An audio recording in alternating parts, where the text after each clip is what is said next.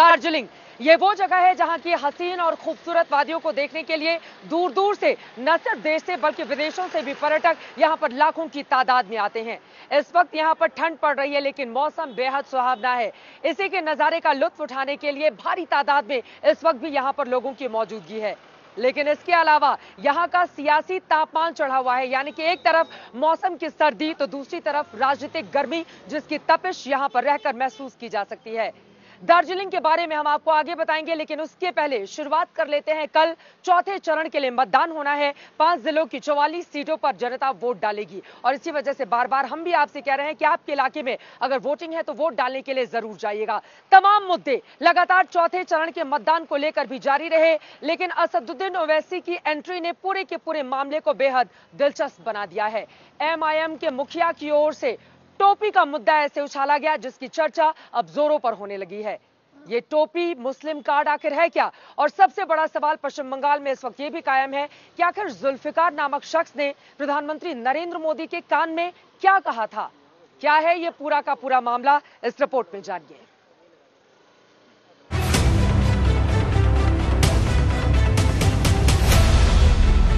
आखिर ऐसी कौन सी बात थी जो जुल्फिकार PM के कान में कहना चाहता था? आखिर जुल्फिकार ने ऐसा क्या कहा जिसे प्रधानमंत्री मोदी इतनी गंभीरता से सुन रहे थे? मौका पश्चिम बंगाल चुनाव का है। ऐसे में ये ऐसा सवाल है जिसने बंगाल की सियासत में नई बहस छेड़ दी है। सिर पर मुस्लिम टोपी, कंधे पर देश के प्रधानमंत्री का हाथ और PM के कान में कुछ कहता हुआ जुल्फिकार। सोशल मीडिया में वायरल इस तस्वीर ने पहले तो व्यंग्य के साथ लोगों का मनोरंजन किया, लेकिन अब ये तस्वीर बंगाल की सियासत का नया हथियार बन गई है। आसनसोल में जब आज ओवैसी पहुंचे तो उन्होंने जुल्फिकार की सारी बातें बंगाल की सियासत की समस्या के साथ जोड़ दी। ओवैसी ने चटकारे लेते हुए बता दिया कि आखिर जुल्फिकार ने PM मोदी के कान में क्या कहा होगा। अभी थोड़े दिन पहले अखबार में आपने फोटो देखा होगा, मोदी जी के बाजू एक आदमी खड़ा हुआ है, सर पे टोपी है। तो मीडिया के लोग हमसे पूछे क्या बोला होगा वो, तो हम बोले तुम सुनोगे? तो बोले बोलो। मेरे को नहीं मालूम कि वो क्या है, कौन है, मैं तो आप जानते, मैं तो नहीं जानता। बोले क्या बोला होगा? तो उसने कान में कहा, मोदी जी मैं बांग्लादेशी नहीं हूं। किसी ने पूछा और क्या कहा होगा? तो उसने कहा, मोदी जी हम कागज नहीं दिखाएंगे NRC NPR के लिए। बंगाल की सियासत है, मुस्लिम वोट बैंक की अहमियत है। ऐसे में मोदी की रैली में मुस्लिम शख्स की तस्वीर विरोधियों को अखर रही है। ओवैसी ने PM मोदी को मुस्लिम टोपी पहनने की चुनौती दे डाली तो बीजेपी भी कहां चुप रहने वाली थी।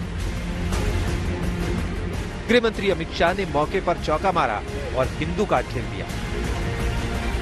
फिर किसी ने पूछा और क्या कहा? तो उस शख्स ने कहा हो सकता है कि मोदी जी मेरी तरह की टोपी कब पहनेंगे आप? ओवैसी जी की बहुत सारी टिप्पणियों पर मैं तो टिप्पणी नहीं करता, मैं उनको इतना ही कहता हूं वो भी किसी हिंदू के साथ तस्वीर खिंचा ले जरा। जिस तस्वीर पर सियासी खेल जारी है वो 3 अप्रैल की है, जब PM मोदी की सोनारपुर रैली में जुल्फिकार नमाजी टोपी पहनकर पहुंचा था। जुल्फिकार बीजेपी का कार्यकर्ता है और उसने बताया कि आखिर उसने PM मोदी से क्या बात की। उन्होंने पूछा कि पहली सेंटेंस उनकी थी, आपका नाम क्या है? तो मैं मतलब उसी वक्त बहुत भावुक हो गया था। मेरे आंखों में मतलब पानी आ रही थी और मैं बिल्कुल मतलब अपने आप को रोक नहीं पा रहा था कि मतलब प्रधानमंत्री जी होकर मुझसे पूछे कि तुम्हारा नाम क्या है। मैंने बोला कि मेरा नाम जुल्फिकार अली है। तो उन्होंने कंधे पे हाथ रख दिया कि और बताइए आप क्या बनना चाहते हैं?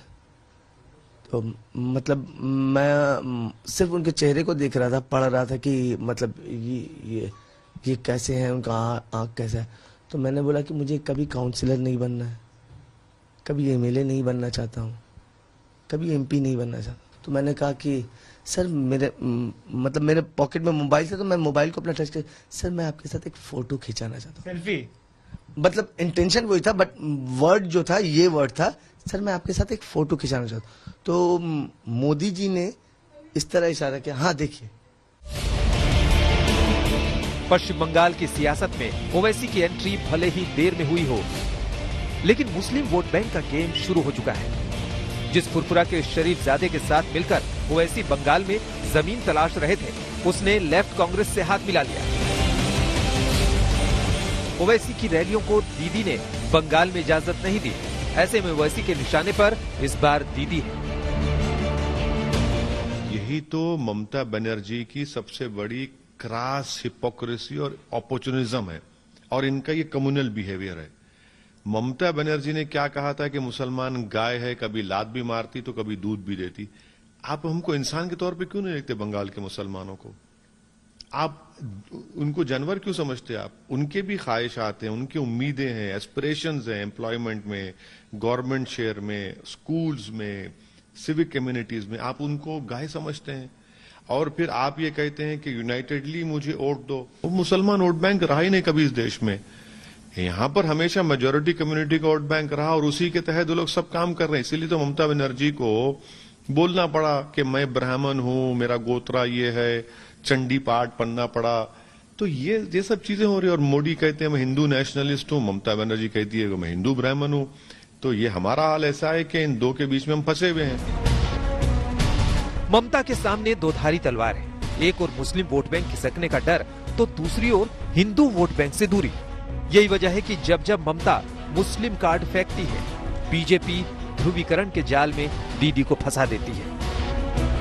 যদি সংখ্যালঘু এলাকা যাকে অত্যাচার করছে একদম সবাই মিলে আজানের ধ্বনি দেবেন, দেখবেন সবাই একজোট হয়ে যাবে। अगर हमने कहा होता सारे हिंदू एकजुट हो जाओ, बीजेपी को वोट दो, तो दीदी ये इलेक्शन कमीशन हमें 8-10 नोटिस भेज देता। बंगाल में चुनाव से पहले ही ममता के निशाने पर हैदराबाद रहा।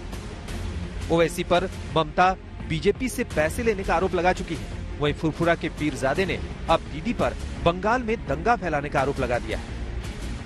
पूरा खेल मुस्लिम फैक्टर का है, क्योंकि अंतिम चरणों के मतदान में मुस्लिम वोट बैंक बंगाल की सियासत की दिशा तय करने वाला है। कोलकाता से इंद्रजीत कुंडू और पौलमी साहा के साथ आज तक ब्यूरो।